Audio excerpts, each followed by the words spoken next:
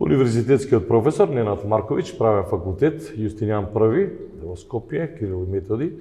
Професоре, добродојдовте во Реално. Веднаш на самиот старт влегуваме во едно предизборие кое што започна поприлично валкано. Ке тера така или научивме нешто од овие 30 години плурализам? Прво, добре ве најдов и благодарам за поканата. Искрен да бидам, јас и не паметам дека постоело некакво друго предизбори, дека постоела кампања која не била валкана и која се држала подалеку од некакви лични дисквалификации и подметнувања во оваа смисла, така да не очекувам ништо подобро да биде во овој аспект и оваа кампања, како за парламентарните, така и за председателските избори. За председателските избори уште поподатна, затоа што таргетирате неколку конкретни личности, во овој случај 7 и потоа 2 кои ќе останат во вториот круг, каде што тој диапазон на навреди, дисквалификации, говор на омраза може навистина да цвета. Тоа секако го поуспеше и во голема мера го покажаа градотолици на кампањите и социјалните мрежи, на кои е многу лесно и анонимно и на било кој друг начин да изнесувате разноразна содржина, разноразни дисквалификации. Така да јас мислам дека можеби нема да биде говорот поинаков, мислам дека само луѓето стануваат порезистентни на тоа и некако почнуваат да го игнорираат, мислам дека не допира. Веќе сме виделе се низ годините, нема нешто што може премногу да не скандализира. Во таа смисла, па луѓето стануваат малку порезистентни на таков тип на информации и се обидуваат, веројатно и критичкото ниво расте малку кај нацијата, па се обидуваат да екстрахираат оно што е битно во целото тоа море на информации, односно што навистина говори за кандидатите, а не што ние проектираме на социјалните мрежи за нив. Така да, мислам дека ќе биде иста како и секоја друга кампања. Ќе има и своја позитивна и негативна страна, ќе има и свои мрачни мали катчиња во кои веројатно ќе се сее многу омраза, од тоа се уште не сме излегле како општество од таа фаза. Ако ги тргнеме настрана на социјалните мрежи, дали барем кампањата е конкретно за председателските избори, па потоа и за парламентарните, дали оваа кампања ќе изобилува со меѓусебни навреди или ќе изобилува со понуда која што треба да ја слушнат гласачите, бидејќи сите се свесни дека она гласачко тело кое што го имаат партиите е тука, меѓутоа неопределените како да кренале граница. Да, вие ги таргетирате всушност неопределените, оние кои се одлучиле, веќе се одлучиле, немате зошто да ги таргетирате. Тие се луѓе кои се секако одат на ваше конто и многу мал дел од нив во текот на кампањата нешто значително ќе се премислат, да речеме да абстинираат или така натаму, ги таргетирате оние кои се неопределени, оние кои се пасивни, оние кои се можеби разочарани, оние како што и ти самиот рече кренале раце можеби од политичкиот процес во овој циклус или во повеќе минати циклуси, и тоа е многу тешко. Во суштина вие теоретски гледано се борите само за 1/4 од гласачкото тело, сите партии, сите други се помалку или повеќе определени ќе излезат и така натаму и така имаат некаква преференција изградена до почетокот на кампањата, а овие негативни позитивни аспекти кои ги споменавме мислам дека ќе се следат едни со други, со тоа што во официјалните кампањи на партиите секогаш ќе бидат малку подобри, посуптилно спакувани на вредите, но тие нема да изостанат. Веројатно негативната кампања ќе биде само поубаво запакувана визуелно, вербално, наративно и така натаму, а ќе биде проследена секако со позитивна кампања, сепак ќе мора партиите и председателските кандидати да ни кажат што ни нудат со цел да токму овие луѓе кои можеби не се интересираат за политика им дадат некој глас плюс, бидејќи оние кои не се на ваша страна секако нема да ги премислите. Така да останува да се види, рано е да шпекулираме за содржината, меѓутоа можеби малце нивото очекувам да биде повисоко од она што е профаност и колоквијалност на социјалните мрежи. Не сме ништо да не изненади, сме имале ние примери каде што и во официјалните партиски кампањи имало пораки кои биле на граница на комични, на граница на апсурдни на моменти, многу навредливи, така да ќе видиме што од тоа ќе ни се повтори, што ќе биде новитет. Ќе трчаат председателските кандидати по цензусот? Па ако не трчат, тогаш целата работа со председателските избори нема никаква поента. Онаа теза која што провојуваше тезата која провојуваше во јавноста за председател на држава да се бира во собрание, па излезе една шпекулација за можен бојкот во вториот круг, особено од албанскиот политички електорат. Да, како евентуално би се факторизирал албанскиот електорат, би покажал дека ете без нивно учество не може да се избере председател, што е точно всушност. Што е всушност точност. ВМРО и СДС самите под услов нивните кандидати да се пласираат во втор круг, тоа што анкетите го покажуваат дека ќе се случи.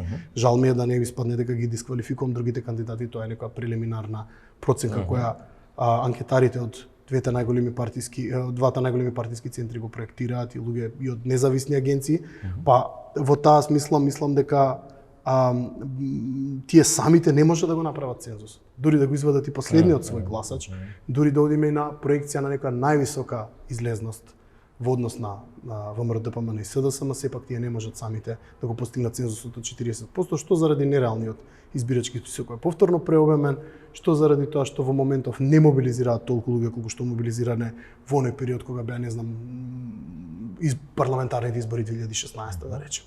Едните со 455, другите со 435.000 гласа. Од прилика сега тука некаде беа бројките. Тие времења се далеко и веројатно нема никогаш да се повторат. Тој тип на мобилизација кај македонците веќе не постои во општеството. Тука бе и дел албански гласови, да не забораваме. Така да сега без албанските гласови нема. Инаку нема да има цензус. Инаку она што го говоревме, или да се смени позицијата на претседателот кон посилна, или да се бира во собрание. Тоа се два модела, условно кажано, кои може да се применат. Она што мене ме загрижува е тоа што сега тоа се претвори во некаква меѓуетничка дебата. Тоа е стара дебата. Таа е дебата каде што има и про и контра аргументи, тоа допрва треба да се разговара. Меѓутоа фактот е дека сега се претвори во некакво барање од албанските партии што сега нели по логиката на таа игра со исход 0-0 сам гейм модел на меѓуетнички односи ќе предизвика револт кај македонските партии кои веднаш рекоа дека тоа не го прифаќа. И од еден проблем кој требаше да се решава делиберативно во јавна сфера се претвори повторно во меѓуетнички проблем, што веројатно беше најлошиот пристап. Меѓутоа знаете, пред избори мора да факторизирате нешто, тоа е последица и на самата атмосфера и на она што ни следи. Дајте ми ги парламентарните избори. Ги видовте носителите на кандидатските листи на горе-доле најголем дел од политичките партии, некои ги објавија и сите. Да е тоа најдоброто од политичките актери што го има Македонија во моментот, и кај СДСМ, и кај ВМРО, ДПМН, и кај ДУИ, и кај што ја знам. Јас воопшто не можам да ви одговорам на прашањето дали е најдоброто. Меѓутоа тоа е оно што го поминало партискиот филтер. И како такво тоа е веројатно оно што самите партии сметат дека е најдобро. Релативна работа е што е најдобро. Така, ако изфрлите лоши кандидати, тоа е добро за противникот. Така да на противникот му е најдобро вие да ги изфрлите најлошите кандидати за носители на во 6 изборни единици. Така, зависно од која перспектива гледате. Она што е, јас не го гледам тоа низ призма на некакво добро или лошо, гледам низ призма на она што ќе го преживее партискиот филтер. Многу имиња кај Социјалдемократскиот сојуз отсуствуваат од листите.